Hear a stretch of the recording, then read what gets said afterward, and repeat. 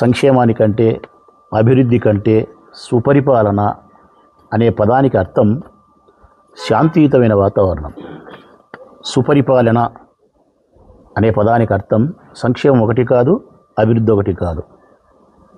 రాష్ట్ర వ్యాప్తంగా అందరూ కూడా శాంతి భద్రతలతో ఆనందంగా ప్రశాంతంగా జీవించగలిగినప్పుడు, ప్రజలకు రావాల్సినటువంటి సంక్షేమం అందినప్పుడు, ప్రతి నియోజకవర్గము మౌలిక వసతులతో అభివృద్ధి బాటలో ముందుకు పోయినప్పుడే సుపరిపాలన అంటారు. అది ఈ ప్రభుత్వంలో 2 సంవత్సరాలైనా కనుసూపు మేరలో కనిపించడంలే. ఈ ప్రభుత్వంలో సుపరిపాలన అనే పదానికి అర్థం కనుసూపు మేరలో కనపడడంలే. పేదవారికి అందాల్సినటువంటి సంక్షేమం అందలే, ఏ నియోజకవర్గం కూడా అభివృద్ధి పదంలోకి ముందుకు పోవడంలే, మౌలికమైన వసతులకు కూడా అరకరకగా నోచుకునే పరిస్థితి, ఆడవారి యొక్క మానాలకు ప్రాణాలకు భద్రత లేదు. బట్ ఈ రాష్ట్రంలో సుపరిపాలన అనే పదాన్ని ఈ రాష్ట్ర డిక్షనరీలోంచి తీసేయాలి చంద్రబాబు నాయుడు గారి నేతృత్వంలో. ఇది మేము నిరంతరం కొట్లాడుతున్నాం. ఇక మన ఊరి గురించి నా బాధ ఏంటంటే, ఒకవేళ సంక్షేమాన్ని మీరు అందించకపోతే మా తిప్పలు మేము పడతాం. ప్రజల తిప్పలు ప్రజలు పడతారు. ఎవరి కష్టం వానికి తప్పదు. మగ్గం నేసే అన్న మగ్గం నేస్తాడు, దుక్కి బట్టి దున్నే అన్న రైతన్న వ్యవసాయమే చేస్తాడు, అమాలి పని చేసే అన్న అమాలి పని చేస్తాడు, ఆటో దోలే అన్న ఆటో దోలుతాడు, గుడ్డలంగట్లో గుమస్తా పని చేసే అన్న గుమస్తా పని చేస్తాడు. 4 ఇళ్లల్లో పాచి పనులు చేసుకొని తన కుటుంబాన్ని పోషించుకునే చెల్లెలు 4 ఇళ్లల్లో కసువులోకి బోగులు దోమైనా సరే తన పిల్లలు సాక్కుంటుంది. పర్వాలే, మీరు ఇచ్చినా ఇవ్వకపోయినా అది మీ యొక్క విచక్షణ జ్ఞానానికి అంటాము, లేకుంటే మీరు మాట ఇచ్చి మాట తప్పినారంటాము, మా ఓటుతో అధికారంలోకి వచ్చి మాకు మోసం చేసి గొంతు కోసినారంటాము. ఏదన్నా కానీ మీరు ఇచ్చినా ఇవ్వకపోయినా మా బాధ మేము పడతాం. అభివృద్ధి, వైఎస్ఆర్ కాంగ్రెస్ పార్టీ తీసుకొచ్చిన అభివృద్ధి కార్యక్రమాలు ప్రొద్దుటూరు నియోజకవర్గంలో మీరు ముందుకు తీసుకుపోలేకపోతున్నారు. మేము తెచ్చిన బస్టాండ్ ఎప్పుడు పూర్తి చేసి ఈ ఉద్రికి ఓపెన్ చేయలేకున్నారు. గవర్నమెంట్ హాస్పిటల్ పనులు ముందుకు తీసుకుపోలే, ఎస్సీఎన్ఆర్ గవర్నమెంట్ కాలేజీ పనులు ముందుకు తీసుకుపోలే. ఏ పనులు కూడా మేము తెచ్చిన అభివృద్ధి కార్యక్రమాలు ముందుకు తీసుకుపోలే. అయినా పర్వాలే, వైఎస్ఆర్ కాంగ్రెస్ పార్టీ మరో 3 సంవత్సరాల తర్వాత అధికారంలోకి వస్తుంది. వచ్చిన తర్వాత 100కు 100% ఈ ప్రొద్దుటూరు నియోజకవర్గానికి గతంలో మేమేమైతే తెచ్చినామో అభివృద్ధి కార్యక్రమాలు అన్నిటినీ పూర్తి చేస్తాం.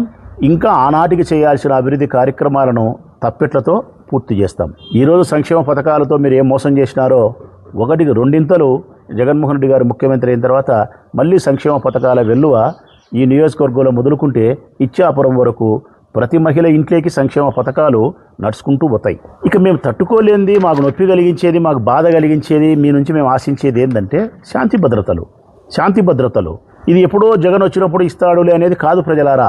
ఇది ఎప్పుడో ఇంకొక ముఖ్యమంత్రి వస్తే ఇస్తాడు అనేది కాదు. ఎప్పుడో ఒక రాజశేఖర రెడ్డి ఉన్నప్పుడు ఇచ్చినాడు అనేది కాదు. రాజశేఖర రెడ్డి ఉన్నప్పుడైనా రావాలా, చంద్రబాబు నాయుడు ఉన్నప్పుడైనా రావాలా, జగన్ ఉన్నప్పుడైనా దొరకాలా, జగన్ తర్వాత చంద్రబాబు నాయుడు కూటమి వచ్చినా దొరకాలా. అంటే 24/7 365 రోజులు 24 గంటలు ఈ రాష్ట్రంలో శాంతి భద్రతలు మనందరికీ లభ్యం కావాలా. ఇది ఎప్పుడో జగన్ వచ్చినాక అందించేది కాదు. అది లభ్యం కాలేదు అనే దానికే నా బాధ. ఈ రాష్ట్రంలో జరిగిన అనేక ఆడపిల్లలపైన అఘాయిత్యాలు కావచ్చు, వైఎస్ఆర్ కాంగ్రెస్ పార్టీ శ్రేణులపైన దాడులు, హత్యలు ఒకటేమిటి. ఈ నేపథ్యంలో గడిచిన ఈ 2 సంవత్సరాల కాలంలో ప్రొద్దుటూరు నియోజకవర్గం ఏ మేరకు శాంతియుతంగా ఉంది అని చూస్తే ఒక్కసారి ప్రజల్నే చూడమని గమనించమని కోరుతా ఉన్నా నేను. ఈ 2 సంవత్సరాల కాలంలో నిన్నలేమన్నా 1 నెల కాలే, 20 రోజులు కాలే, ప్రొద్దుటూరు పేరు ఏడ చూసినా టీవీలలో మారిమోగిపోయాయి. కారణం రాళ్లతో దాడులు. తెలుగుదేశం పార్టీకి సంబంధించిన 2 నాయకులు. దానికంటే ముందు గోపవరం ఉప సర్పంచ్ ఎన్నికల్లో పెద్ద బండరాళ్లతో మా పైన దాడి చేసింది. వైఎస్ఆర్ కాంగ్రెస్ పార్టీ కార్యకర్తలపైన, మా జీపులపైన దాడి చేసింది. ప్రవీణు ఇంటి మీదకి దాడి చేసే ప్రయత్నంలో పోయే ప్రయత్నంలో తాత్కాలిక కూరగాయల మార్కెట్ దగ్గర మీరు ఇంటి మీదకి పోతే రాళ్ళు రువ్వుకున్నారు. అది ముగిసి 15 రోజులు కాలే, అంతలేకే మళ్ళీ ఒక లేఖ, ప్రేమ లేఖ రాసినాడు. ఎవరు రాసినారో మరి చెప్పాలా, పోలీసు వాళ్ళే చెప్పాలా. నిన్ను చంపుతామని చెప్పి బెదిరిస్తూ ప్రేమలేఖ. ఈ లేఖ ఎవరికి రాసినారంటే పర్లపాడులో చంద్ర అనే ఒక అబ్బాయి. పర్లపాడులో చంద్ర ఆర్టీఏ యాక్ట్ పెట్టినాడు ఆ పిల్లోడు. శనగల కొనుగోలులో మార్కెట్ యార్డు జరుగుతానే అవకతవకలు, విపరీతమైనటువంటి అవినీతికి సంబంధించి ఆర్టీఏ యాక్ట్ ద్వారా నాకు సమాచారాన్ని ఇవ్వండి లేఖ పెట్టినాడు. ఎవరు? పర్లపాడులో చంద్ర అనే పిల్లోడు. ఆ పిల్లోనికి రాసినారు ఈ ప్రేమలేఖ. ప్రవీణ్కో ప్రేమలేఖ రాసినారు, ఈ పిల్లోనికో ప్రేమలేఖ రాసినారు. నేను అడుగుతా ఉన్నా పోలీస్ అధికారులను, ప్రజలను కూడా గమనించమని కోరుతా ఉన్నా. వీళ్ళిద్దరూ బాహాటంగా పట్టపగులే ప్రొద్దుటూరు నియోజకవర్గంలో కూరగాయల మార్కెట్ దగ్గర, అంటే కొన్ని వందల మంది ప్రొద్దుటూరు పట్టణానికి సంబంధించిన ప్రజలు కూరగాయల కోసం వచ్చే చోట ఊరంతా అడిగి వస్తుంది, కొన్ని వందల మంది.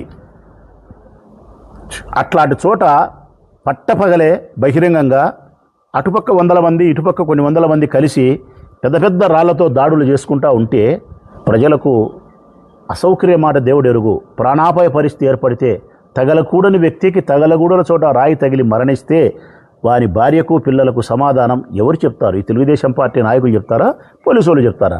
బహిరంగంగా రాళ్ళు రువ్వుకునే తర్వాత ఇరు వర్గాలపైన పోలీసులు కేసు నమోదు చేసినారా అని అడిగితే అక్కడ నేను తప్పుపడతాను పోలీసుల్లో. ఇంత యథేచ్ఛగా తెలుగుదేశం పార్టీకి సంబంధించిన నాయకులని చెప్పి, కార్యకర్తలని చెప్పి శాంతి భద్రతలకు విఘాతం కలిగించే విధంగా వాళ్ళు ప్రవర్తించినా పోలీసులు చర్య తీసుకోకపోతే దాని ఫలితమే ఈ ప్రేమలేఖ ప్రజలారా. దేనికి సంకేతం ఇవన్నీ? దేనికి? ఏం చేయాలనుకుంటున్నారు ఈ ఊరిని? వరదరాజిరెడ్డి గారిని అడుగుతా ఉన్నా, నేను తెలుగుదేశం పార్టీ నాయకులను అడుగుతా ఉన్నా. మీరు శాంతి కాముకులని చెప్పుకుంటున్నారు, మీరు శాంతి కాముకులు కాదు. ఈ రోజుకి ఈ లేఖ సోమవారం వచ్చింది చంద్ర అనే పిల్లోనికి, ప్రవీణ్ కుమార్ రెడ్డి గారికి.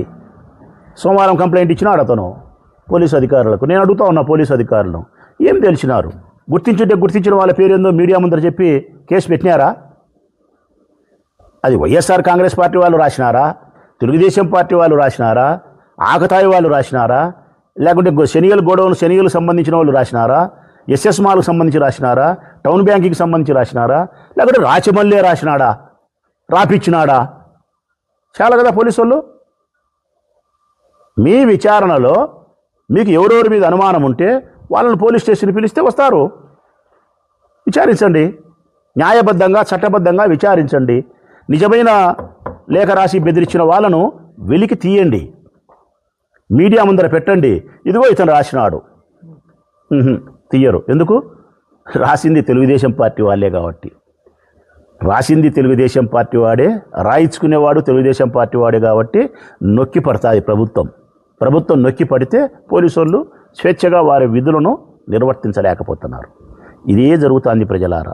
మీ వివాహాది శుభకార్యములకు, పుట్టిన రోజులకు, మీటింగులకు అత్యాధునిక సదుపాయాలతో ప్రొద్దుటూరు వాసవి సర్కిల్ వద్ద నుంచి అతి సమీపాన మీకు అందుబాటు ధరలలో happy banquet AC function hall మీకు స్వాగతం పలుకుతుంది.